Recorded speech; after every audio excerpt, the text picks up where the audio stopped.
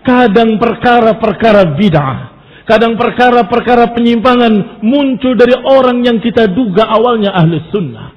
Dan sangat mungkin terjadi ketika kebid'ahan dan penyimpangan terjadi pada golongan-golongan yang kita tidak kenal. Kita dengan mudahnya menyatakan haula'id dhallal, mereka ahlul dhalal, mereka ahlul bid'ah. Jangan duduk dengan mereka. Tapi kemudian mendekat, ternyata terjadi pada saudara kita, famili kita, maka itu ujian buat kita. Sebagian menyatakan walaupun itu saudara kita, walaupun itu anak saudaraku sendiri, kita katakan bahwa dia ahlul dalal, menyimpang dari sunnah. Lebih berat daripada yang pertama.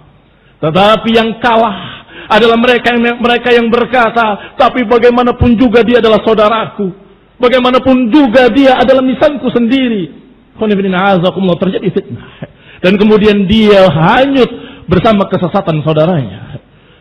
Demikian pula ketika terjadi fitnah, penyimpangan pada guru kita, yang kemarin kita belajar kepadanya, yang kemarin kita mendapatkan ilmu, bahkan kenal salaf dari beliau. Tiba-tiba dia mengucapkan dengan ucapan-ucapan yang menyimpang. Apakah kemudian kita katakan dengan kalimat-kalimat pembelaan, tapi dia kan guru kita? Kalau guru kita nggak mungkin salah. Muslim yang saya hormati. Kalau itu adalah guru kita, ustaz kita, maka nasihatkanlah kepadanya agar kembali. Ittaqillah, bertakwalah kepada Allah, dan ini kasih sayang kita kepada mereka kalau mereka mau kembali.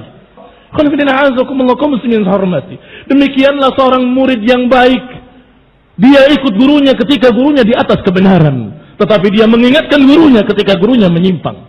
Kemudian semakin dekat lagi, sampai kemudian fitnah tadi semakin berat, bahkan terjadi pada yang kita anggap sebagai ulama, kita anggap sebagai syekh, kita anggap sebagai seorang yang alim. Lebih berat dari yang pertama, lebih berat dari yang kedua, lebih berat dari yang ketiga. Ini asyad, ini berat. Barakallahu fikum. Al-haq adalah al-haq, nggak bisa diukur dengan syekh fulan atau syekh fulan atau fulani atau fulani. Kalau kebenaran tetap kebenaran.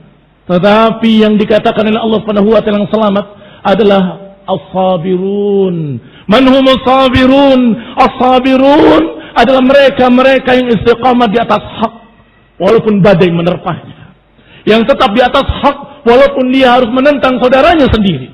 Dia tetap di atas al-haq walaupun dia harus menentang orang yang dia cintai kemarin. Ini orang yang sabar, yang terus di atas sunnah. Apapun yang harus dia hadapi dan harus dia jalani dari kebenaran, maka dia tidak peduli.